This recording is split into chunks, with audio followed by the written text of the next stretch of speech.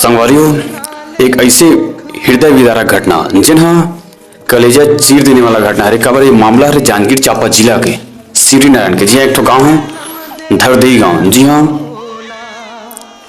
एक दंपत्ति के ओकर जवान लड़का सड़क दुर्घटना में ओकर मृत्यु हो जा रही थी, लेकिन माँ बाप एक अलग ही वियोग में, पुत्र वियोग में डूब जा रहे थे। लेकिन एक दिन ऐसे आते जिस दिन वो माँ बाप एक फंदा में घर के पास वाला पेड़ में फांसी के फंदा में झुलद रहे थे।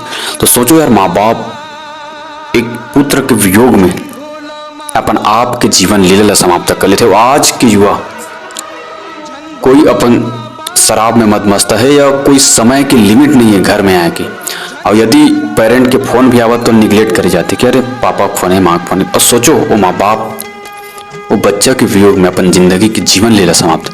तो माँ बाप भी टाइम दो यार। सोचो ये घटना कितना मतलब हृदय विदारक है, जिला बोल पाना शब्दों से बयां करना जायज नहीं है। तो आज के लड़का मन स्क्रीन नहीं छोड़ सकत मोबाइल के, है ना। और माँ बाप के साथ समय ज़्यादा से ज़्यादा बिताया यार। और कहीं भी यह समय से घर में आओ ताकि माँ बाप इंतजार करते यार, भले बयान नहीं कर सके अंदर के बात पिता।